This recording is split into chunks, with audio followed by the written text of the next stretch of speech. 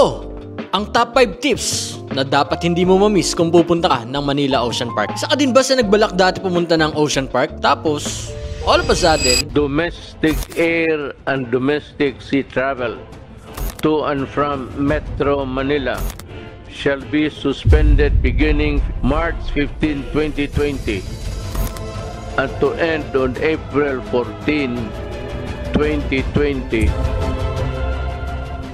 Tapos a long year, nakalimutan mo na. Well, in this video, ibibigay ko ang aming personal experience, lalo na ng anak ko. Mama naman ayoko dito. At top 5 tips kung naisipan mong pumunta sa Manila Ocean Park. Kung sa TikTok mo napapanood to, save this for later. Take note guys, this video is not sponsored by Manila Ocean Park. Kaya all of our tips and opinion are based on our personal experience. Pero kung may nanonood na taga-marketing dyan ng Manila Ocean Park, baka naman. Kahit sa penguin lang, no? Alagaan ko lang sa tram namin. Joke lang. Manila Ocean Park o kilala din sa tawag na Oceanarium Manila. Ito ay nabuksan sa publiko noong March 1, 2008. Ito ay pagmamay-ari ng China Oceanis Philippines Inc. na isang Singaporean firm. Ang establishment na ito ay naglalaman ng higit kumulang 14,000 na magkakaibang sea creature species. Alam niyo ba na ang tubig na pang-maintenance sa most aquariums dito nanggagaling sa Manila Bay at pinipilter ng maigi. Kaya sa mga nanonood alagaan natin ang ating yamang tubig nang sa gayon hindi na sumama yung basura mo doon sa pinapilter nila and save our Mother Earth. Pang-ending agad Anyways, let's move to the topic. Para sa mga hindi pa nakakapunta at balak pumunta sa Ocean Park, ano nga ba yung mga who, what, where, when, why? Dito sa video na to, malalaman natin. Sino-sino nga ba ang pwedeng pumunta rito? Bata, matanda, lalaki, babae. Actually, kahit sinong gustong pumunta, pwede rito. Boss, paano pag may dalang baby? Pwede. And take note, kids below 2 feet, libre. Totoo, libre. Teka, magkano ba ang entrance dyan? Well, mamaya malalaman mo. Teka, sino ba itong tanong na ito? Nasa hupa lang ako Mamaya, ano ang mga i-expect mo sa Manila Ocean Park? Well, of course, napakahabang pila. Lalo kung di mo panonoorin ng buo tong video na to. Naku, sinasabi ko sa'yo. Talagang mapapapila ka pag di mo tinapos to. Pero uunahan na kita. Sinisigurado kong masusulit mo yung pera mo, yung binayad mo dito sa event na to. Lalo kung mahilig ka sa animals at saka sa mga sea creatures. Saan nga ba located ang Manila Ocean Park? Ito ay located sa Manila Ocean Park, Luneta, Manila. Nakatulong ba yun? Parang hindi sinabi ko. Kung pupunta kayo dito, ang nearest LRT station nito ay United Nation. At pwede nyo nang lakarin. It's about siguro mga 2.5 kilometers. Pero nasa sa inyo yun. Kung sakali naman na magbubook kayo ng car, ang ipipin nyo lang is Manila Ocean Park. Yun din siya. Kailan pwedeng pumunta ng Manila Ocean Park? As per application and site, ay pwede kayo mag-book from Tuesday to Sunday. At ang operating hours sila ay 10 a.m. to 6 p.m. Bakit walang Monday, boss? Hindi ko sure Baka may Monday sickness yung mga empleyado nila dun. Corny. Kidding aside, siguro konti lang yung namamasyal pag Monday, no? Kasi madalas nga hindi nasa work, may sakit kunyari. Bakit mo gugustuhin pumunta sa Manila Ocean Park? Kung may pera ka naman at sawang-sawa ka na mag-mall, this is the right place para sa'yo. Mag-ready ka lang ng konting panggastos, pero sinisigurado ko sa'yo, masusulit mo talaga yung babayaran mo dito. March 17, 2024, birthday ng aking mahal na misis and belated happy birthday sa aking baby na si Apollo. Shoutout lang, vlog ko naman to. Bakit? This is our second time na pumunta rito and nakakatuwa kasi masasabi kong sobrang nasulit namin yung oras na nandito kami. Eto na nga. Para sa tip number 1, book your tickets online para maiwasang sumabay sa haba ng pila. At ang maganda pa rito, makukuha mo yung best deals nila. Ano nga ba itong mga best deals na sinasabi ko? Ang entrance fee for 8 attraction is worth 750 pesos. Pero once na nakapag-book ka sa app, 680 na lang. Laking tulong yun, lalo kung marami kayo, di ba? Promo period is from March 1 to 31 only. Kung napapanood nyo to nang lagpas sa date, huwag kayong mag-alala. Check nyo na lang sa site nila kasi sigurado magkakaroon sila ng promo. How to book online? Sa interesado talaga, I'll make a separate video. Comment lang kayo kung gusto nyo talaga makita or nasa inyo kung ayaw nyo. Kung gusto nyo mag-walk-in, pumila, 750, 8 attraction, tapos siyempre, once na nakapasok ko na, huwag nyo kalilimutan ng mandatory groupie sa mga logos ng Ocean Park. Memories din, siyempre, bago ka pumasok, di ba? Nandun ka na rin naman. Isa maisipan mo pa yun pagka nakauwi ka na, di ba? Groupie na kayo doon. Tip number 2, wag na wag kang magmamadali kapag nasa loob ka na ng isang attraction. Walang time limit. Walang time limit dun. Nasa iyo kung gusto mo buong araw ka na dun sa isang attraction na yun. Basta huwag ka magmamadali. Enjoyin mo. Make sure to enjoy every enclosure and feed your brain cells ng mga facts about the animals na nasa loob nito. Gaya ng mga nakapaskil dun, no? Nakakatuwa kasi habang naglalakad ka, nagbabasa ka ng mga paano sila namumuhay, saan sila nanggaling, ganun.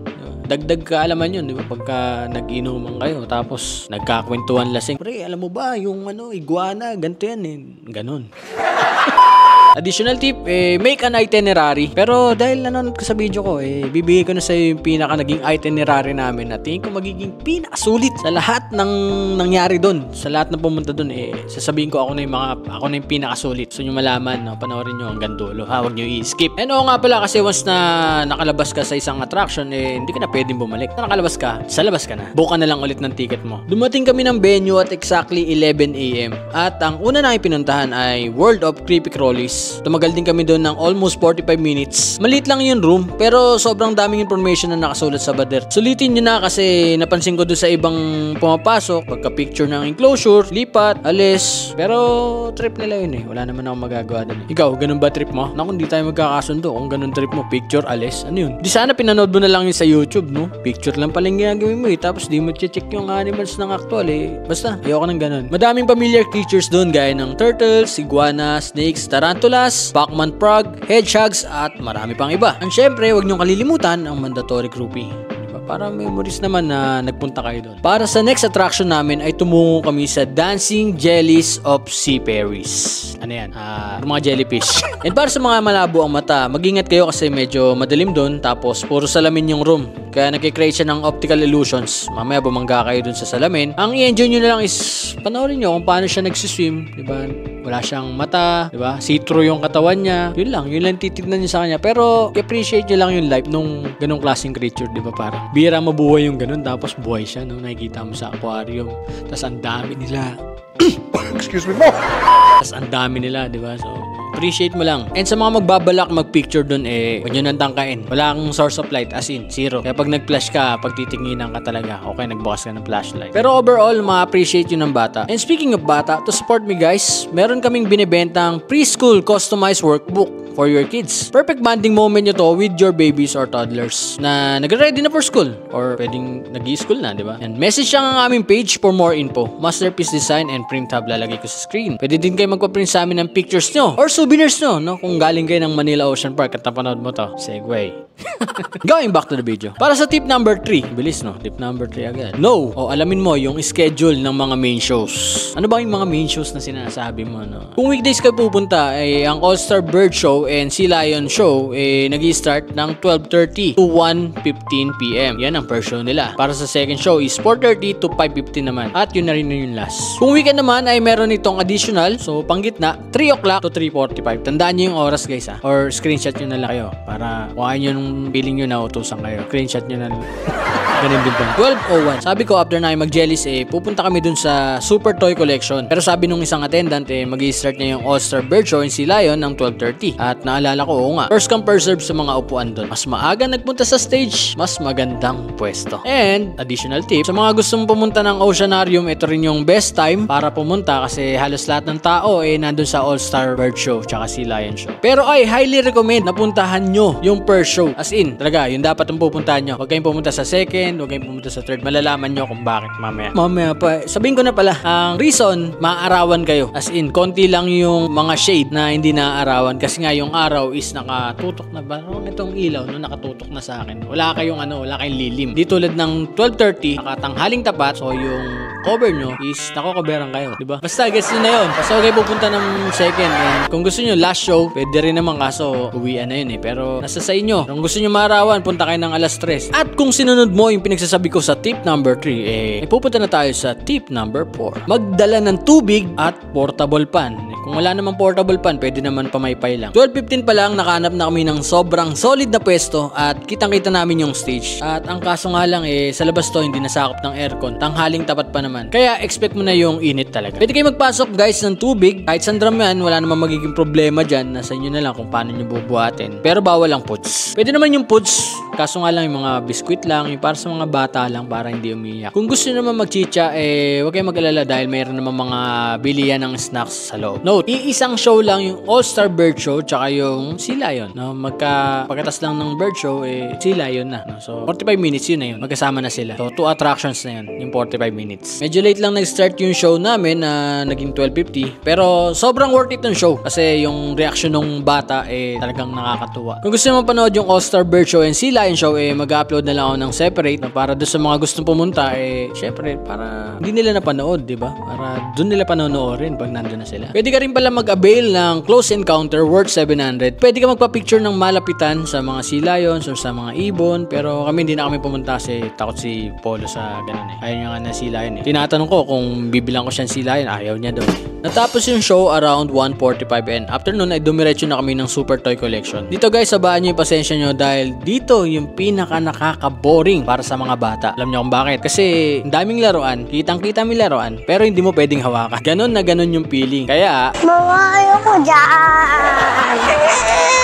Mama naman ayoko dyan.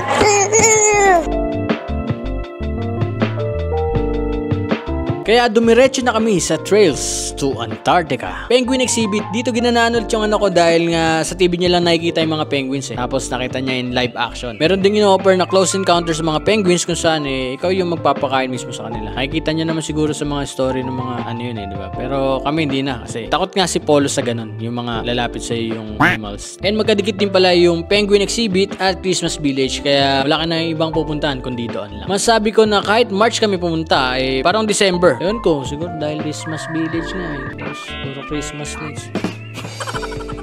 And, automatic, syempre, maboboring na naman yung bata dyan kasi picture-picture lang yung mangyayari dyan Nakita magandang spot doon na para mag-usap kayo ng masinsinan. Pero may kasama kayong bata, wala, hindi uubra. Ito yung picture namin, And extra tip para sa mga katulad naming magulang, magdala kayo ng spare money nyo for souvenirs. Dadaan at dadaanan nyo yung toy store. Hindi nyo pwedeng takpan yung mata ng anak nyo. At sigurado, mabubudol ka ng anak. Para sa mga gustong malaman kung magkano yung mga stop toys dito, ito, na-videoan ko yung isa. Worth 700 ata to. Yan, tapos sa iba, estimate nyo na lang. Syempre, mas malaki yung stop toy, mas mahal. Mas maliit, pwedeng mas mahal din, di ba? Depende. And surprisingly, ayaw ng anak ko ng stop toy. Pero syempre, hindi uuwi yun nang walang nabibili. Yan, may nabili pa rin siya. Ayan, pang-asar na shark. Nangangagat na shark. 2:40 PM, kumain na muna kami ng lunch. Medyo late na kasi kami nag-almusal, kaya okay lang naman. Daming stall doon. Karamihan doon ay di ganun kamahal. Kaya nitong kinainan namin, Top Jalog, worth 130 pesos lang per order. After nito ay pumunta na tayo sa best and exciting part. Pero guys, kung umabot kayo sa part na to pakisuyo naman, palambing lang ng konti. Click nyo yung follow button tsaka yung subscribe button. Sa ganun ganahan pa akong gumawa ng mga content na katulad nito. Para sa tip number 5 at ang pinaka-last, alam nyo sa sobrang basic nito, masasabi nyo kanina nyo pa nahuhulaan. Tip number 5, save the best for last. Ano yung sinasabi ko? Yung Oceanarium syempre. Naalala nyo yung sinasabi ko na schedule na 3 PM show para dun sa All-Star Bird and Sea Lion Show? Big brain moves, kapatid! Yan ang sinasabi sa'yo. Wala ka halos kasabay kasi nga nandun lahat sila sa All-Star Bird Show and Sea Lion Show. Kaya pagpasok nyo sa Oceanarium ng alas 3, walang pila. As in, walang pila talaga. Pasok nyo, sobrang mabubusog yung mga mata nyo sa mga sea creatures gaya ng Arapaimas, Paku, Koi at marami pang iba. Nagulat din ako kasi sa bandang taas nila may crocodile pa pala doon. Hindi ko ina-expect na may crocodile. Nakita ko na lang, kala ko nga estatwa lang Sobrang sulit pa nung pagkakabisita namin dahil sa mga oras na yun, pinakain pa yung crocodile. Live action feeding ng crocodile na nakita namin. Ito, i-share ko sa inyo. Yan guys, pakisuyo lang kasi itong crocodile na to, totoo yan. Napansin ko kasi daming mamiso dun sa enclosure niya. Tapos nung una pa namin siyang nakita, may piso siya doon sa pinakataas ng ulo niya. So, wag nyo na stressin guys yung yung mga hype na nandun. Totoo yung mga yan. Kala nyo statwa, di kasi gumagano. Tapos babatoy nyo ng piso. Palit kaya kayo, Ikaw yung babatoy ng piso ng crocodile, Basta, wag nyo stressin, Wag nyo stressin. Wag nyo gayahin yung mga nakikita nyo sa internet. And sa part din na yun, napakagandang mag-picture-picture. After nun, ay libreng-libre na kayong enjoy ang pinaka-best part ng adventure nyo. And remember guys, tip number 2, na wag kang magmamadaling lumabas. 5:15 PM na kami lumabas sa Oceanarium. Masasabi ko na a day well spent para sa birthday birthday ng aking mag-ina. Sobrang solid. For me, wag nyo unahin yung oceanarium kahit siya yung nasa pinakabungad. Kasi pag sumabay ka sa umaga, bukod sa mahaba yung pila at sobrang daming tao, na pagkatapos mo doon sa oceanarium, mag-expect ka na sa ibang attractions ganun din kagaganda. No? So, save the best for last. At ang pinaka-the best talaga is yung oceanarium. Pero ang pinaka-importante sa lahat, nakapag-enjoy kayo ng family nyo with this kind of bonding. Nakagain ka ng new knowledge tungkol sa mga animals and kung paano sila papahalagaan. Nakabuo ka ng core memory na pwede mong balik-balikan through this video. Gaya ng ginawa ko. No? Pwede nyo rin gayahin to. And boom! Kung nagustuhan nyo mga gantong klase ng content at ang aming itinerary, syempre, i-comment or itag nyo yung page kung saan nyo kami gustong mapanood sa susunod. Baka mali nyo sa susunod, sponsored naman, di ba? Disneyland, baka naman. And shoutout sa aking mga kasama dito na kahit natutulog, hinayaan ako mag-vlog. Shoutout kay Aaron, kay Ma'am Sheila, kay Ma'am Mikey, and kay Sir Ken. Yan, shoutout sa inyo mga kapatid. Pasensya na kayo at medyo maingay. Dito sa channel ko, napakadali ma-shoutout. All you need to do is i-comment or itag nyo yung page kung saan nyo kami gustong mapanood sa susunod. That is it for this vlog, guys. Maraming salamat sa mga nanood at umabot dito sa dulon-dulo. No? Kung ilan man kayo, maraming salamat sa inyo. And we'll see you on the next video. Bye.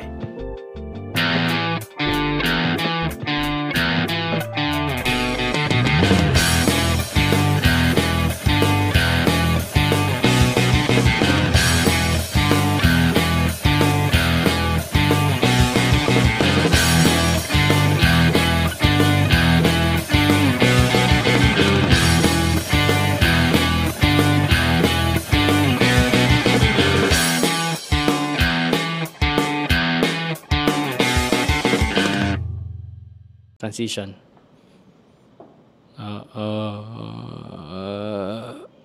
Skip nyo na. Wala na to.